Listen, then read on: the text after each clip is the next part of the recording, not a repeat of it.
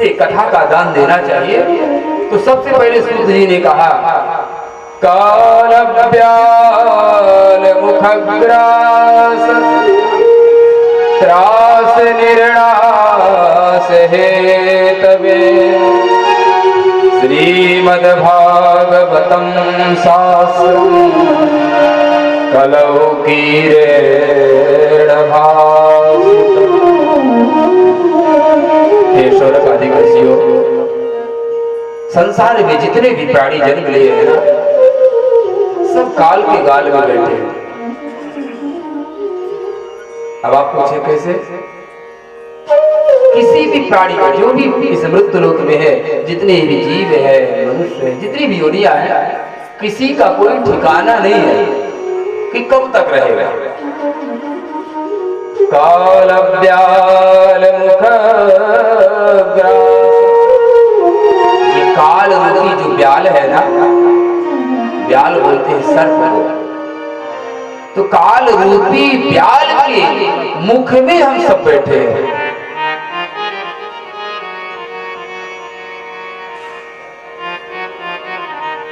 अब अपने भाग्य की सराहना तभी तक करे जब तक वो व्याल अपने मुख को बंद नहीं कर रहा है सर्प के मुख में, तभी तक वो जीव जीवित है, जब तक सर्प मुख बंद नहीं कर रहा है।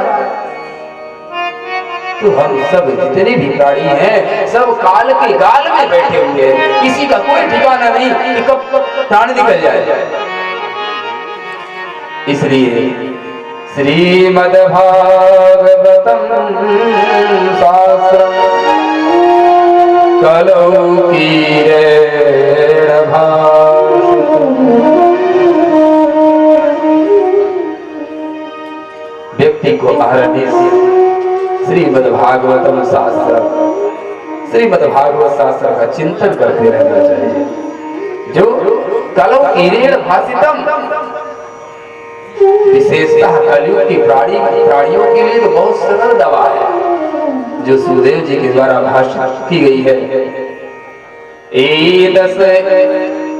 एतस्माद् परं किंचन मनः शुद्धेन विद्यते जन्मान्तरे भवेत् तदा भागवतम लभेत्। बहुत सुंदर श्लोक। एतस्माद् परं किंचित् मनः शुद्धेन विद्यते जन्मान्तरे भवेत् पुण्यं तदा भागवतम लभेत्। शौनकादि ऋषियों, मन को पवित्र करने के लिए, मन को शुद्ध करने के लिए श्रीमद्भागवत शास्त्र से बढ़कर कोई दूसरा उपाय नहीं। आप जीवन में स्वयं अनुभव कर लीजिएगा। 18 पुराण है, 17 पुराणों को आप सुन लीजिएगा। मन में संतुष्टि नहीं होगी, प्रसन्नता नहीं होगी, लेकिन जो आनंद, जो रस श्रीमद्भागवत महापुराण में समाहित है, भैया प्योर दूध की जो रबड़ी है, मलाई है, या कि प्योर दूध की खीर का स्वाद ही अलग होता है ना? एतस्माद् परं किंचित् मनः शुद्धेन विद्यते जन्मान्तरे भवेत् पुण्यं तदा भागवतम लभेत्। और वो भागवत जो मन को पवित्र करने का एक मूल साधन क्या है? भागवत की कथा। और वो भागवत भी, वो श्रीमद् भागवत की कथा भी तब सुलभ होगी जब जन्मांतरे भवेत् पुण्यम, हमारे जन्म जन्मांतर के पुण्य उदय होंगे, तब वो कथा भी सुलभ होगी। सनकादिक ऋषियों, परीक्षिते कथां वक्तुं सभायां संसिके सुखे क्षुधा कुंभं गृहीत्वैव देवास्तत्र समागमन्। भगवान के रस में डूबने लगो ना तो समय का भान नहीं रहता है। और हमारी तो आदत है, कथा में जब मन लग जाए तो मैं समय देखना भूल जाता हूँ। हमारे साथी, हमारे जो अंग हैं, कई बार तो बोलते हैं महाराज जी आप समय के पाबंद बनिए। क्या कहें, स्वभाव ऐसा है, क्योंकि रस है ना। कथा में जो आनंद है वो कहीं नहीं है। वस्तुतः कथा में आप मन को लगा करके डुबकी लगा कर देखिए, संसार फीका पड़ जाएगा।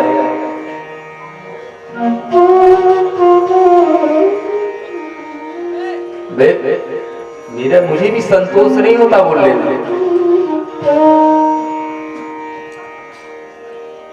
बोलता हूँ, बहुत कृपा है, ठाकुर जी की कृपा से व्यक्ति बोलता है, लेकिन मुझे लगता है केवल एक कालम पूरा करना है, पहला दिन दूसरा दिन।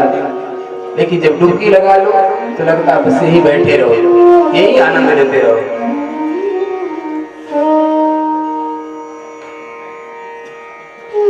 और उस आनंद के लिए देखिए भगवत कृपा कब होती है।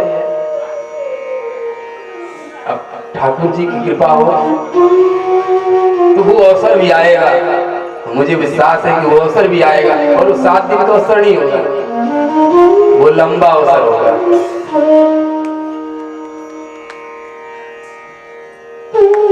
श्रोता, भगवान के प्रति प्रेम तो होना चाहिए।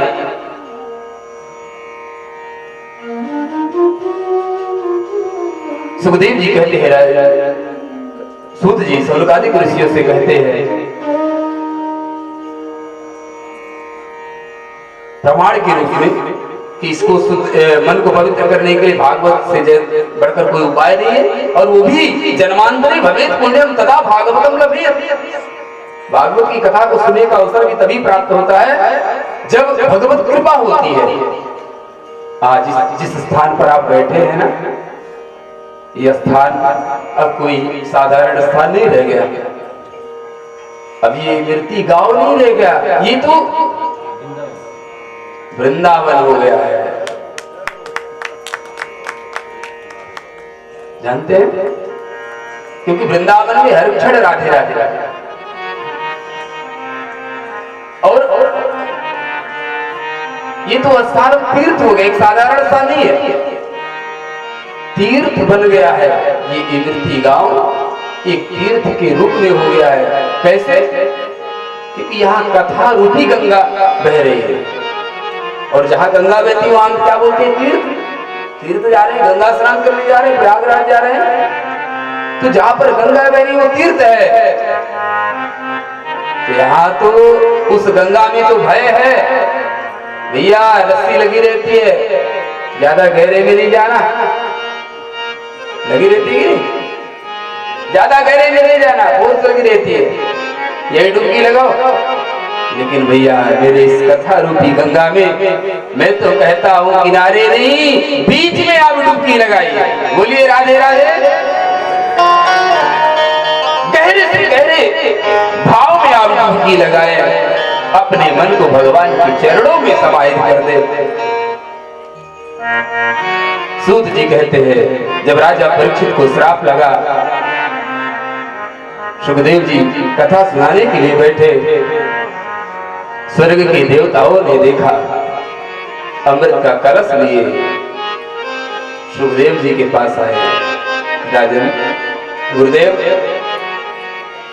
आप जो कथा राजा परीक्षित को सुनाने जा रहे हैं, वो कथा आप मुझे सुना दीजिए। क्यों? राजन, वो श्राप लगा हुआ है। देखिए स्वर्ग देवता क्या कह रहे हैं, हमने पहले आरंभ में क्या कहा, देवता भी मनुष्य से ईर्ष्या करते हैं। आप धर्म कर्म करो, कोई आयोजन करो, धर्म कार्य में विघ्न अवश्य आता है। वो विघ्न क्यों आता है कि भैया कहीं आप भी 100 अश्वमेध कर लिए तो इंद्र की गद्दी छिन जाएगी। नियम है, जो 100 अश्वमेध यज्ञ करेगा इंद्र के सिंहासन पे बैठेगा। तो कोई अपनी गद्दी देगा क्या? नहीं देगा। सुखदेव जी के पास स्वर्ग के देवता आए कि प्रभु राजा परीक्षित को श्राप लगा है मरने का, आप ये अमृत का पान करा दीजिए राजा परीक्षित को। राजा परीक्षित अमर हो जाएंगे, मृत्यु नहीं होगी। और जो आप अमर कथा राजा परीक्षित को सुनाने जा रहे हैं वो आप उस अमर कथा को मुझे सुना दीजिए। स्वर्ग से देवता कहाँ आए हुए हैं? मृत्यु लोक में। और हम सब कितने अभागी हैं कि अपने घर में बैठे हैं। इस यंत्र के माध्यम से जहां तक हमारी आवाज पहुंच रही हो, मैं सबसे निवेदन करता हूं कि भैया अपने इस पिंजड़े से बाहर निकलिए। आपके दरवाजे पर कथा रूपी गंगा बह रही है, आइए अपने जीवन को संवारिए। एक और निवेदन, कथा सबके लिए होती है, भगवान सबके है। निमंत्रण गया हो या ना गया हो, बुलौआ गया हो या ना गया हो, भगवान की कथा।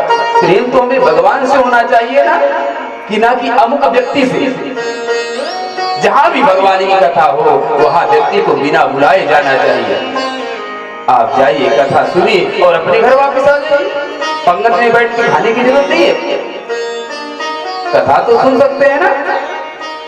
तो जहां तक आवाज पहुंच रही हो, आप सबसे निवेदन, आप सब इस अमूल्य समय जो भगवान ने आपको मनुष्य शरीर दिया है, उस शरीर को संवारने का देह धरे कर यह फल भाई, भजिए राम सब काम दिहाई। काम तो जीवन पर्यंत लगा रहेगा, लेकिन ये जो 7 दिन का अमूल्य समय है, इस समय को आप भगवान के चरणों में लगाए।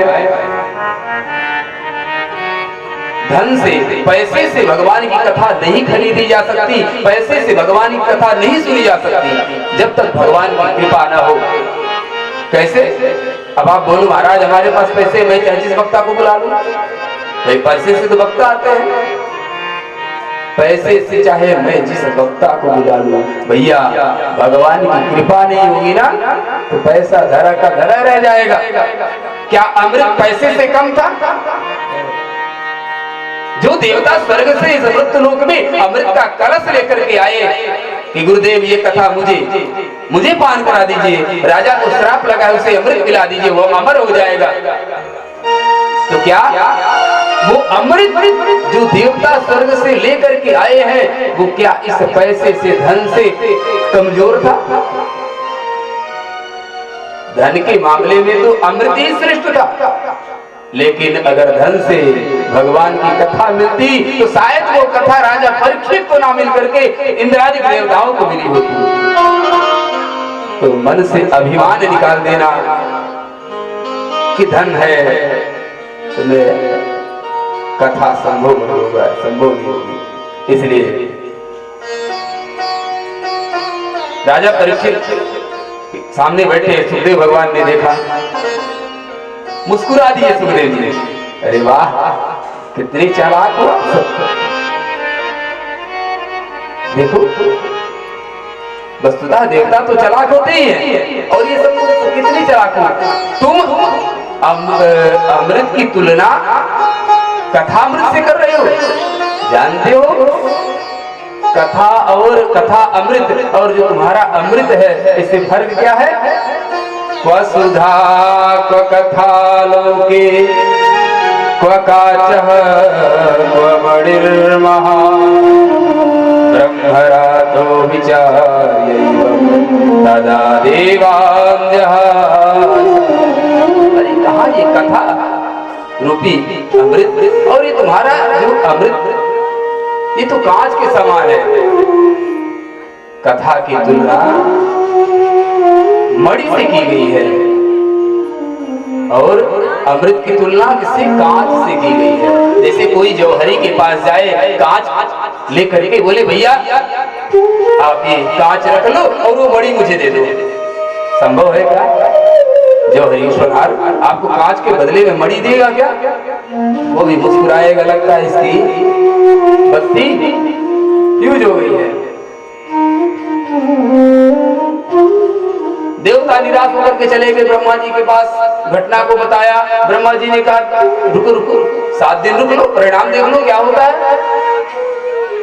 प्रसंग तो विस्तार से है, समय का अभाव है, क्योंकि समय की एक पाबंदी है, ठंड का मौसम है।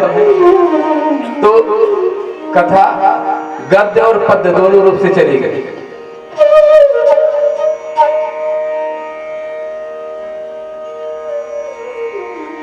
कभी अजगर के सामान एक जगह बैठी रहेगी और तो कभी बंदर की तरह दौड़ भी लगाएगी। इसलिए चिंतित मत होना कि तो बंदर की तरह भाग रहे हैं और ठहर गए अजगर की तरह, तो अजगर करे न चाह करे, पंछी करे न दास बलू का कह गए सबके दाता राम। इसलिए भाव से जहां मन रम जाए, संत रमय जहां, आगे तो आप जानते हैं, संत वही रम जाते हैं जहां पर देख गए कि यहाँ दूध है। 7 दिन बीता, ब्रह्मा जी ने देखा कि राजा परीक्षित का मोक्ष हो गया। राज्यो मोक्षम तदा वीक्ष्य पुराधाता विस्मितः सत्यलोके तुलां बद्ध्वा तोलयत् साधनान्यजः। ब्रह्मादिक देवताओं ने देखा कि राजा का मोक्ष हो गया कथा से। तराजू लेकर के आए, समस्त साधनों एक तरफ और श्रीमद् भागवत महापुराण एक तरफ। तौल में भी श्रीमद् भागवत महापुराण भारी ही है। ब्रह्मा जी ने भी कहा इससे बढ़कर के कोई भगवान को प्राप्त करने का कोई दूसरा साधन नहीं है। इसलिए सप्ताहेन सुतम चैतत सर्वथा मुक्तिदायकम् सनकाद्ये पुरा नारद।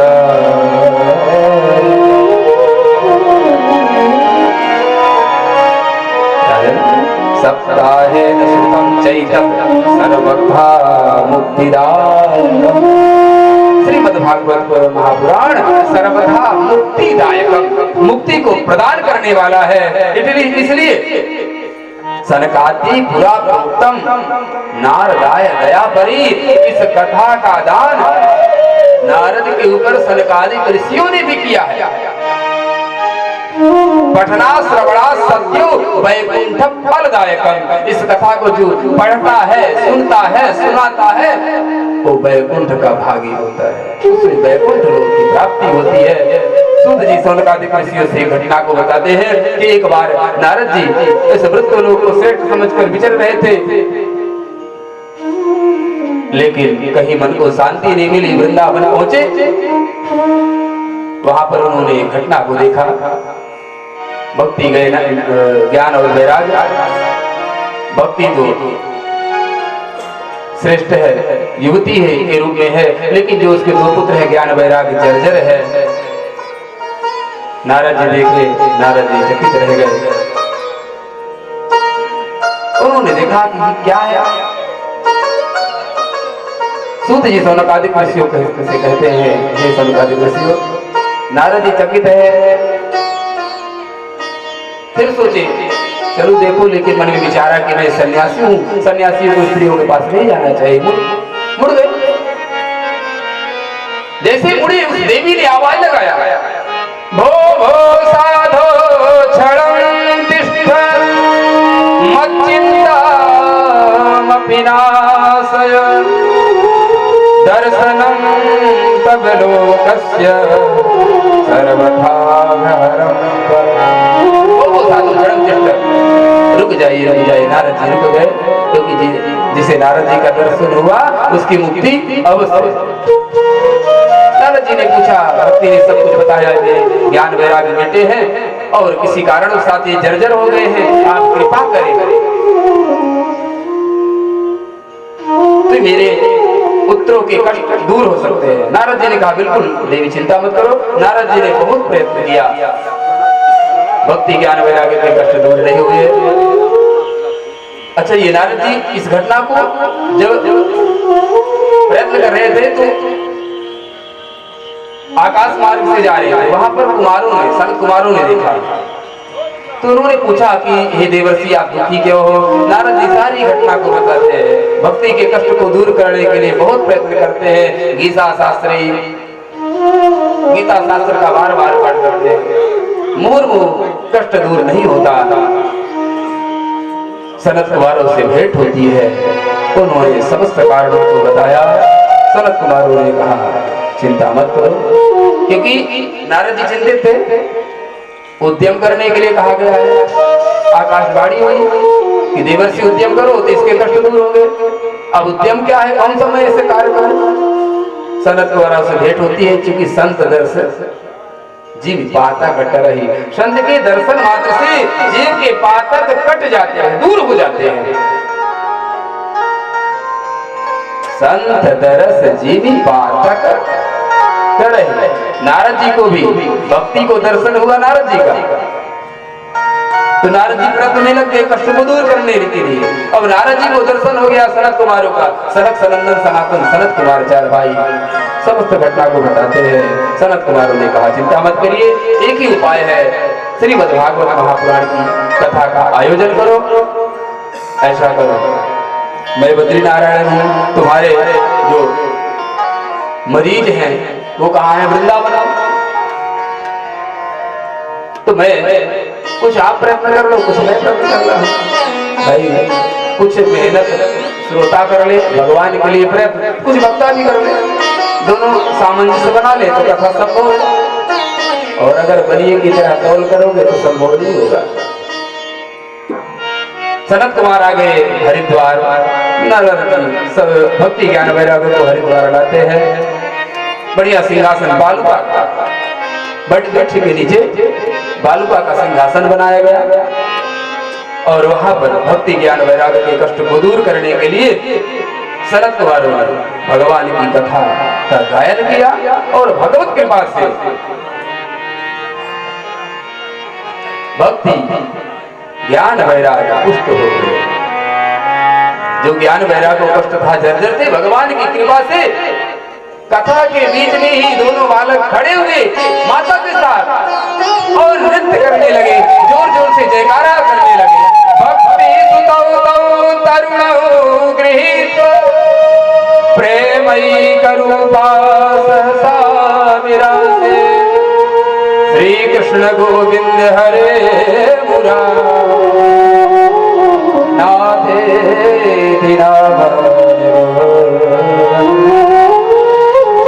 गोविंद हरे मुरारे।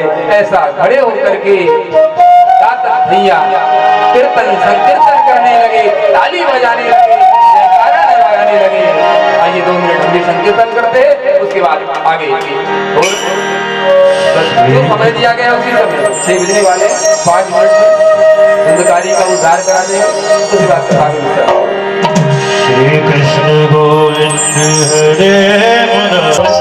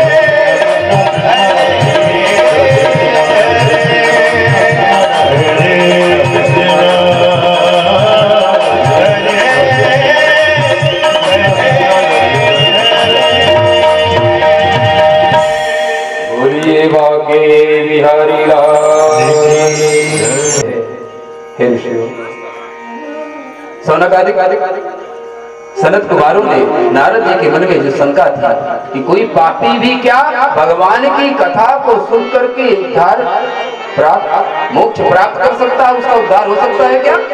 बहुत सुंदर श्लोक। ये मानवाः पापकृतस्तु सर्वदा सदा दुराचाररता क्रोधाग्निदग्धा कुटिलास्यकामिनः सप्ताहयज्ञेन कलौ पुनन्ति ते सत्येन हीरा पितृमातृदूषका तृष्णाकुलाशा श्रमधर्मवर्जिता ये दाम्भिका मत्सरिणोऽपि हिंसका सप्ताहयज्ञेन कलौ पुनन्ति। सनत कुमारों ने कहा, हे देवर्षि, ये मानवाः पापकृतस्तु सर्वदा, जो मनुष्य पूर्ण संपूर्ण जीवन पर्यंत जिसने पाप ही पाप किया है, दुराचारी, कुमार्गामी, क्रोधाग्नि दग्धा, जो जीवन पर्यंत क्रोध रूपी अग्नि में जलता ही रह गया, जो कुटिल है, जो कामी है, ऐसे व्यक्ति भी अगर भगवान की कथा को श्रवण करते हैं तो सप्ताह यज्ञेन कलौ पुनन्ति ते, वो भी पवित्र हो जाते हैं। सत्येन हीरा पितृमातृदूषका, जो सत्य से हीन है, पितृमातृदूषका, जो माता पिता की सेवा नहीं करते, माता पिता को कष्ट देते हैं। कहने का आशय, जितने भी जीव हैं, जो भी पापी हैं, अगर वो पापी भी पाप कर्म को छोड़ करके भगवान की शरण में आते हैं, भगवान की कथा को सुनते हैं, तो उनका भी उद्धार हो जाता है। उदाहरण के रूप में एक इतिहास को बताते हैं। एक आत्मदेव नामक ब्राह्मण थे, उनके यहाँ कोई संतान नहीं थी, लेकिन गुरु कृपा से, संत कृपा से उनके यहाँ संतान हुई। संत ने आशीर्वाद दिया, फल के रूप में पत्नी ने नहीं खाया, क्योंकि पत्नी की मति जो है, नाम है धुंधुली देवी, जैसा नाम यथा नाम तथा गुणा। बस 5 मिनट में बस कथा में विश्राम हो जाएगा।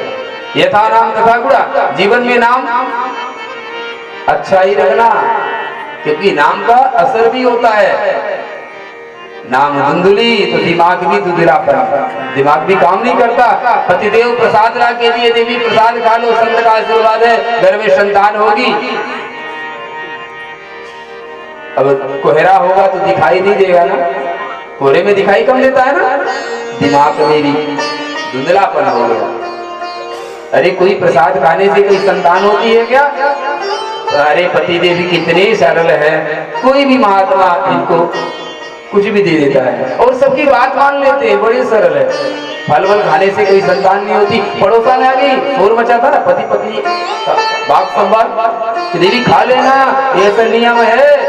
ठाकुर जी की कृपा से, संत के आशीर्वाद से हमारे घर में भी संतान होगी, क्योंकि घर में संतान नहीं है। तुलसी है, वो भी सूख जा रही है, गौ माता है, वो बाज है। ठाकुर जी की कृपा हो, गुरु का आशीर्वाद हो, तो समस्त पाप कट जाते हैं जीवन में।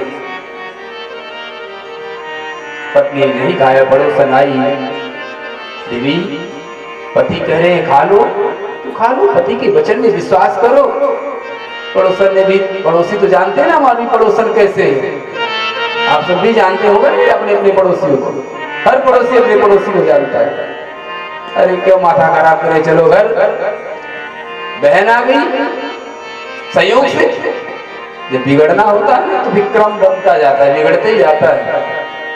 क्यों परेशान हो बहन, मेरे यहाँ धन नहीं है तो बच्चे बहुत है, तुम्हारे यहाँ धन है तो बच्चे नहीं है, तुम मुझे धन देना, मैं तुम्हें संतान दे दूंगी, मैं भी गर्भवती हूँ।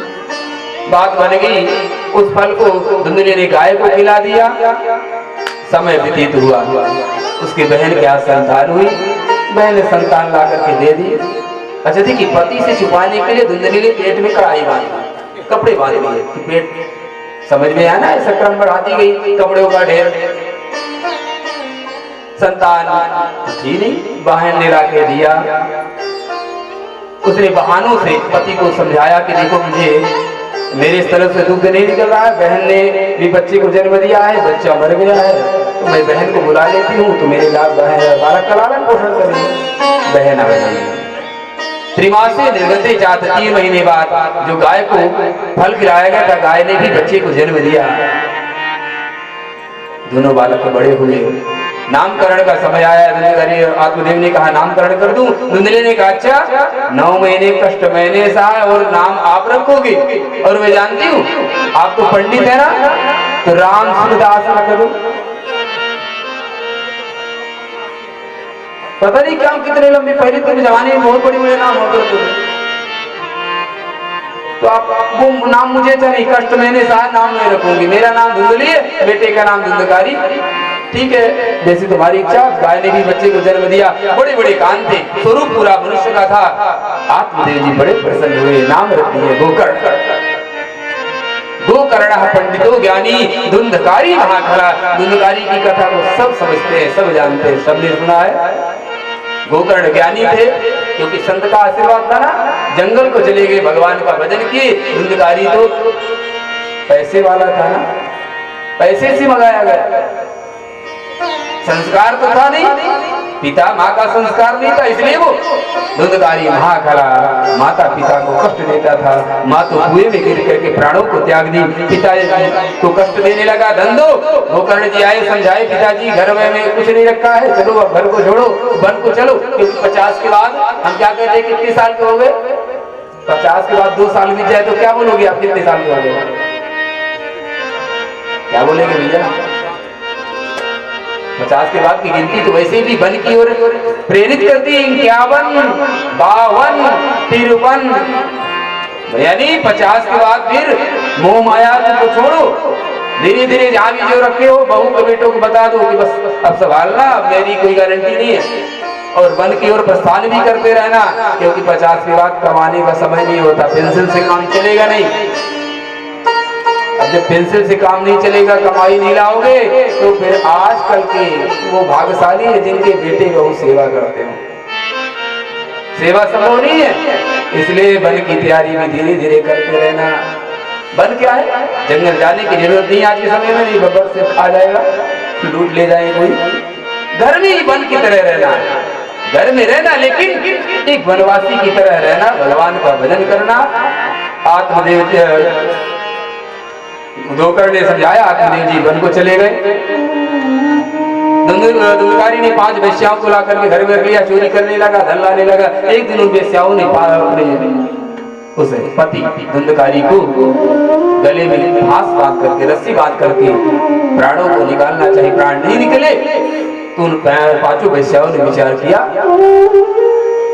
इसे मारना जरूरी है, इसलिए राजा का धन चुराया है। तो आग जल रही थी, उन्होंने तत्तांगार समूहाश्च तन्मुखे ही विचिक्षिपो, धुंधकारी के मुख में जलती हुई आग के बंबार को, जलती हुई लकड़ी को धुंधकारी के मुख में डाल दिया। प्राण नमो नारायण हरि। अकाल मृत्यु हुई ना, अकाल मृत्यु जिसकी होती है वो प्रेत बनता है, ये सत्य है, इतिहास गवाह है। धुंधकारी बहुत बड़ा प्रेत बना। समय एक दिन गोकर्ण जी को पता चला, उसने पिंडदान किया, घर घूमने के लिए आए, घर में विश्राम की। रात के समय वो अनेक रूप धारण करके आया, डराने के लिए। गोकर्ण जी नहीं डरे, उन्होंने हाथ में जल लिया कि भैया जो भी हो बताओ आप कौन हो, मुझे डराना क्यों चाहते हो। जैसे ही जल को अभिमंत्रित करके उस प्रेत के ऊपर छोड़ते हैं तो बोल दिया। उस प्रेत ने कहा, भाई मैं तुम्हारा बड़ा भाई धुंधकारी हूँ, मैंने जो पाप किया उस पाप के कारण मैं प्रेत बना हूँ। अहम भ्राता त्वदीयोऽस्मि धुंधकारी दीनामतः स्वकीयेनैव दोषेण ब्रह्म भद्रं न अहम भ्राता त्वदीयोऽस्मि, मैं तुम्हारा बड़ा भाई धुंधकारी हूँ, स्वयं के दोष के कारण प्रेत बना हूँ, मेरे मुक्ति का कोई उपाय करो। गोकर्ण जी ने सूर्य की आराधना की। सूर्य भगवान ने कहा, श्रीमद् भागवतान मुक्ति सप्ताहम वाचनम कुरु। हे गोकर्ण, तुम श्रीमद् भागवत का वाचन करो, श्रीमद् भागवत के वाचन से ही धुंधकारी की मुक्ति होगी। गोकर्ण जी ने भागवत का आयोजन किया सहयोग से। अब प्रेत तो मुक्ति चाहता था, वो भी आया, कथा आरंभ हुई। उस प्रेत ने, प्रेत का स्वरूप वायु के समान है, वायु का होता है, कहां बैठे, वायु ठहरती नहीं है। प्रेत ने सोचा कहां बैठूं, एक बांस दिखाई दिया, उसमें थोड़ा सा छिद्र था, वह प्रेत वो वायु के रूप में जो था उसी बांस के छिद्र में समाहित हो गया। और सूत जी कहते हैं, शौनकादिक ऋषियों, जिसको कष्ट होता है कष्ट को वही समझ पाता है। पहले दिन की कथा में विश्राम हुआ, संयोग देखिए उस बांस में 7 ही गांठ थी, पहली गांठ चटक गई, दूसरे दिन की कथा थी, दूसरी बांस, दूसरे दिन तीसरी, ऐसे करके 7 दिन में उस बांस की 7 गांठें फट गई। स्वर्ग से विमान आया धुंधकारी के लिए।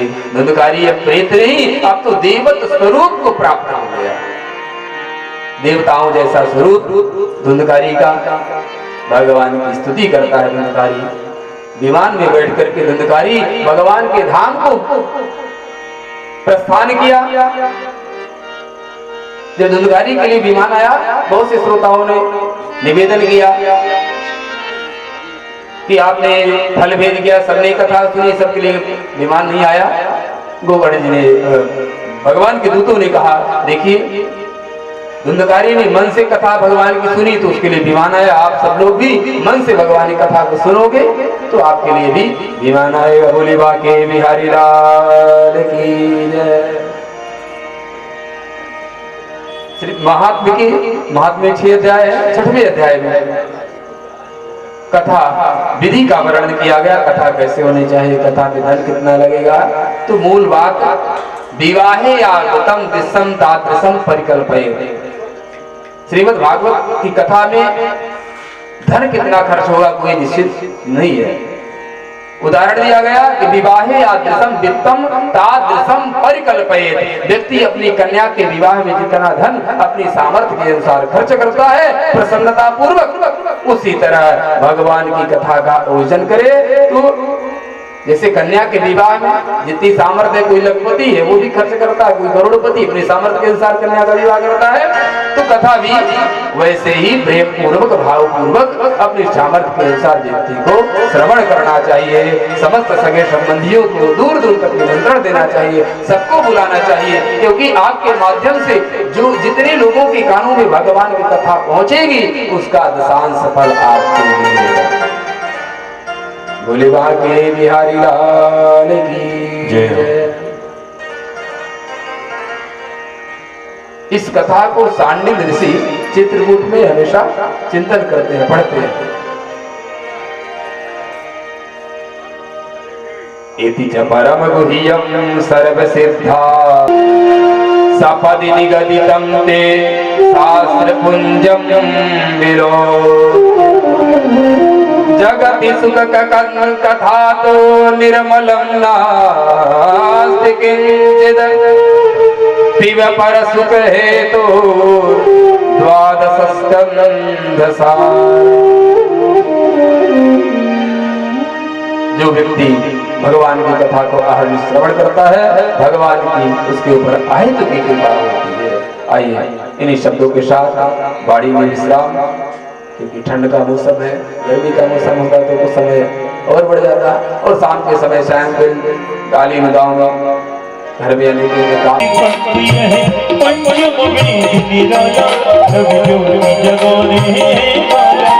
हरि नाम यज्ञ हरि नाम यज्ञ हरि नाम हरि जानिए जग के मंगल की आरती। से है आरती भागवत भगवान की है आरती। पापियों को पाप से है आरती।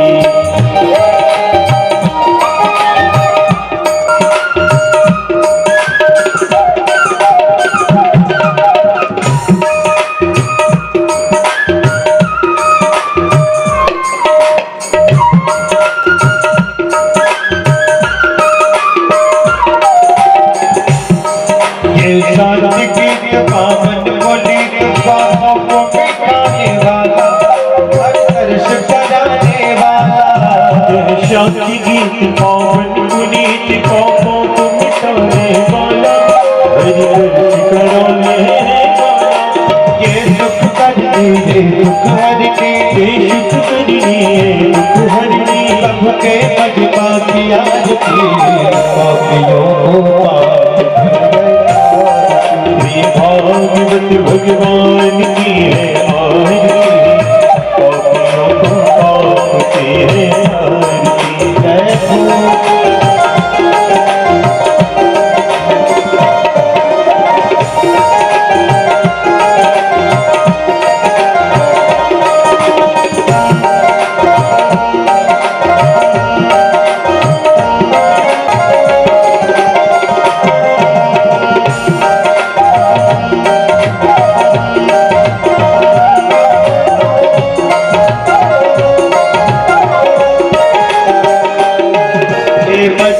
सदपंथ खोल सन मार के दिखाने वाला बिगड़ी को बनाने वाला यही भगवान की है आरती पापियों को पाप से है आरती श्री राम जय राम जय जय राम श्री राम जय राम जय जय राम श्री राम जय राम जय जय राम श्री राम जय राम जय जय राम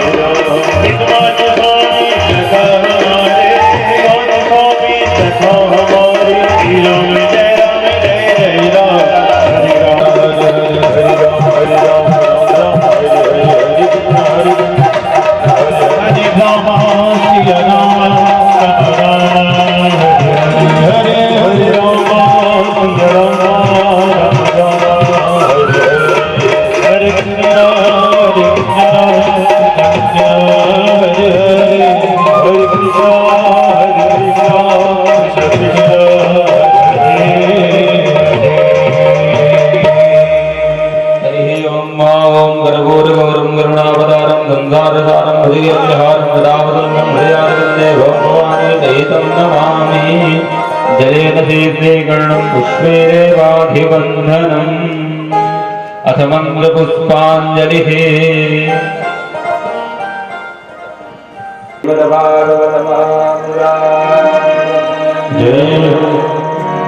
गाए जा श्री श्याम की महिमा गाए जा श्री श्याम की महिमा गाए जा मठ मंदिर में शाम सवेरे मठ मंदिर में झाड़ू रोज लगाएगा गाएगा श्री श्याम की महिमा गाएगा श्री श्याम की महिमा गाएगा जय